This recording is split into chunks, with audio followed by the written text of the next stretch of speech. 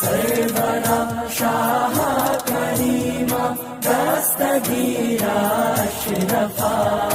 الحمد للہ رب العالمین والعاقبۃ للمتقین والصلاة والسلام علی رسولہ الکریم اما بعد فاعوذ باللہ من الشیطان الرجیم بسم اللہ الرحمن الرحیم الا ان اولیاء اللہ لا خوف علیہم ولا هم یحزنون.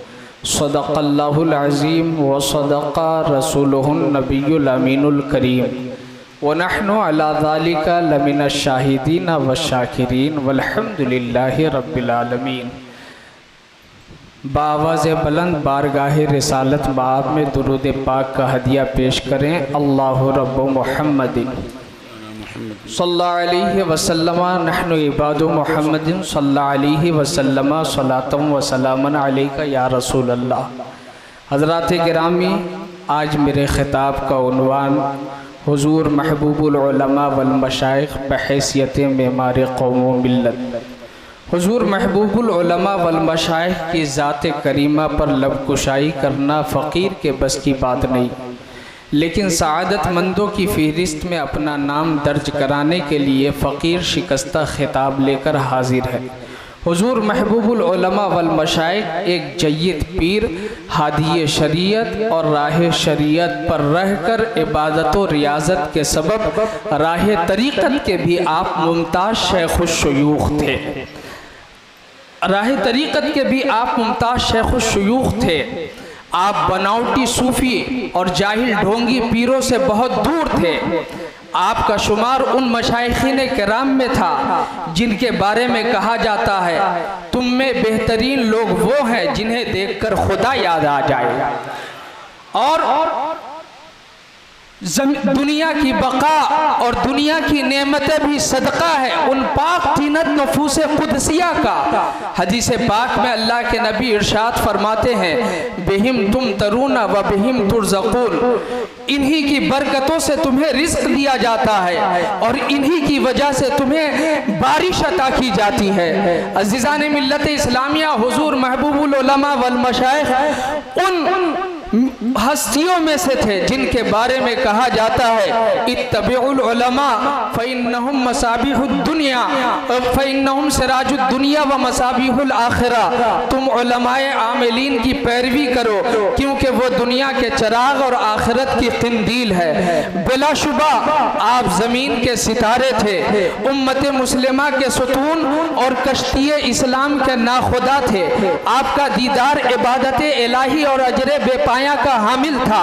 اللہ کے نبی علیہ الصلوۃ والتسلیم نے ارشاد فرمایا من زار بیت المقدس محتسبا اعطاہ اللہ اجر الف شہید. جس نے اخلاص کے ساتھ بیت المقدس کی زیارت کی اللہ تعالیٰ اسے 1000 شہیدوں کا ثواب عطا فرمائے گا. ومن زار عالما فکأنما زار بیت المقدس. اور جس نے کسی عالم بعمل کی زیارت کی گویا اس نے بیت المقدس کی زیارت کی. حدیث پاک کا انداز بیان بتا رہا ہے کہ علماء و مشائخ کی زیارت پر بھی اللہ تعالی مثل زیارت بیت المقدس بے حساب اجر و ثواب عطا فرما دیتا ہے. عزیزان ملت اسلامیہ، محبوب العلماء والمشائخ کی ذات کریمہ مثل شمع کے تھی. جہاں کہیں آپ نزول اجلال فرماتے پروانے گھیرا ڈال دیتے، ویرانہ شہر بن جاتا، میلہ اور ہجوم اکٹھا ہو جاتا. اور جب آپ رخصت ہوتے تو شہر ویران سا لگتا اور کیفیت یوں ہو جاتی کہ وہ دکھا کے شکل جو چل دیے تو دل ان کے ساتھ روا ہوا. نہ وہ دل ہے اب نہ وہ دل ربا، رہی زندگی سو وبال ہے. حضور محبوب العلماء والمشائخ کی شخصیت ایسی ہے کہ زندگی بھر مسلک اعلی حضرت کا پرچار کرتے رہے، ہمیشہ باطل اور طاغوتی طاقت کے سامنے سینہ سپر رہے، سلسلہ بیعت و ارشاد کے ذریعے خلق خدا کو فیضیاب کیا. حضور محبوب العلماء والمشائخ نے اپنے پیر کا دامن تھاما تو اپنے پیر کا دامن تھام کے اپنے پیر کو پیر ہی نہیں اپنا سب کچھ مان لیا. پیر کی چاہت کی رنگت ایسی ہوئی، پیر کی چاہت کا غلبہ ایسا ہوا کہ دنیا کے لوازمات سے منہ موڑ لیا، اپنے مرشد کی بارگاہ میں مرشد کا ہو کر رہ گئے اور چکر میں رہ گئے، چکر میں لگ گئے کہ میرے مرشد کا مشن کیا ہے، میرے مرشد کے مشن کو فروغ کیسے ملے گا، میرے مرشد کا مقصد پائے تکمیل تک کیسے پہنچے گا، میرے مرشد کا مشن عروج پر کیسے آئے گا۔ حضور حافظ ملت نے فرمایا تھا، زمین کے اوپر کام، زمین کے نیچے آرام۔ اگر اس جملے کی سچی تصویر دیکھنی ہو تو محبوب العلماء والمشائخ کو دیکھ لیا جائے۔ یہی وہ نفوس قدسیہ ہے جنہوں نے زمین پر کام کیا تھا، آج زمین کے اندر آرام کر رہے ہیں، اور ایسا آرام کر رہے ہیں کہ کوئی پریشان ان کے آستانے پر آتا ہے اسے بھی آرام مل جاتا۔ عزیزان ملت اسلامیہ، حضور محبوب العلماء والمشائخ نے اپنے پیر و مرشد کے عطا کردہ نقشے کے مطابق اس وسیع و عریض عمارت کو، اس شاہکار تعمیر کو ہمیں اور آپ کے درمیان پیش فرمایا۔ مرشد نے فرمایا تھا، شہزادے پیارے آنکھیں بند کرو۔ مرشد نے فرمایا تھا آنکھیں بند کرو، اور یاد رکھو اللہ والوں کی نگاہ کہاں دیکھتی ہے، اتقوا فراست المومن ینظر بنور اللہ، مومن کی فراست سے بچو، مومن اللہ کے نور سے دیکھتا ہے۔ تو یہ اللہ والے، ان کی نگاہوں میں اللہ کا نور ہوتا ہے، کبھی آنکھ کھلی ہوتی ہے اور دیدار ہو جاتا ہے، اور کبھی آنکھیں بند رہتی ہیں، حجابات اٹھتے ہیں اور منزلیں طے ہوتی ہیں، دیدار ہو جاتا۔ عزیزان ملت اسلامیہ، حضور محبوب العلماء والمشائخ کو ان کے پیر و مرشد نے یہ نقشہ عطا فرما دیا، اسی کے مطابق عظیم الشان عمارت کی تعمیر کرائی۔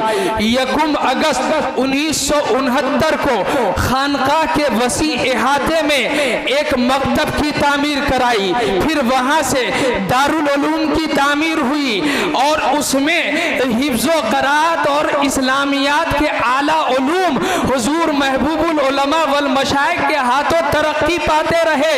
ترقی پاتے پاتے نوبت یہ ہے کہ آج یہ ادارہ تبلیغ، آج یہ ادارہ دین و سنیت اور مسلک اعلیٰ حضرت کی ترویج و اشاعت کا گہوارہ بن گیا ہے، جہاں ایک طرف فرزندان توحید و رسالت اپنی علمی تشنگی دور کر رہے ہیں، تو وہیں دوسری طرف خانقاہ کی برکتوں اور خانقاہ کی نورانی تربیتوں سے قوم و ملت کو اللہ اور اس کے رسول کی محبت و اطاعت کا جذبہ فراواں نصیب ہو رہا۔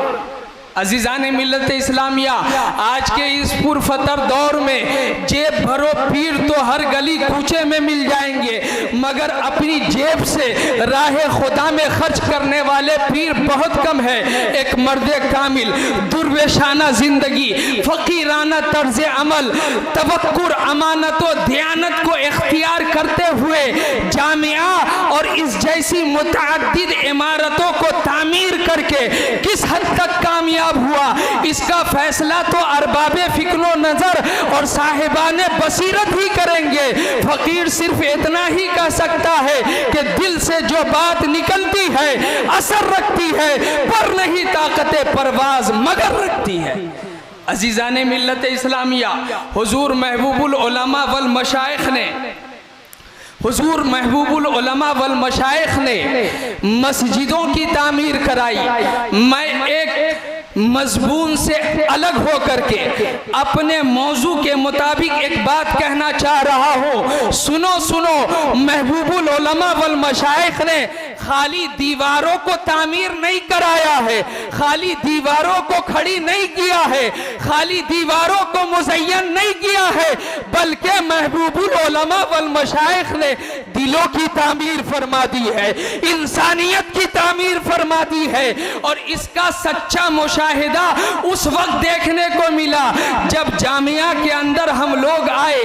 ہماری حیثیت یہاں پر ایک طالب علم جیسی ہے، لیکن جامعہ کے اساتذہ سے ملاقات ہوئی، جامعہ کے اراکین سے ملاقات ہوئی، جب ہم نے ان کا اخلاق دیکھا، جب ہم نے ان کی محبتیں دیکھی، یہ جملہ یہاں پر بولنے کے لیے مجبور ہو گیا ہوں کہ قسم خدا کی ان دلوں کو دیکھ کر ایسا لگتا ہے کہ یہ دل ایسے سوارے نہیں گئے ہیں، کسی فنکار کے ہاتھ نے اسے چھو دیا ہے، اس لیے یہ دل اتنا سیکل ہو گیا، کسی فنکار کے ہاتھ نے چھو دیا ہے، اور وہ فنکار کوئی اور نہیں، وہ محبوب العلماء والمشائخ کی ذات کریمہ ہے۔ عزیزان ملت اسلامیہ، عمارتوں کی تعمیر نہیں کی، عمارتوں کی تعمیر کے ساتھ ساتھ دلوں کی تعمیر فرمائی ہے، اور جب دلوں کی تعمیر فرمائی ہے تو ہر شخص منکسر المزاج نظر آتا ہے۔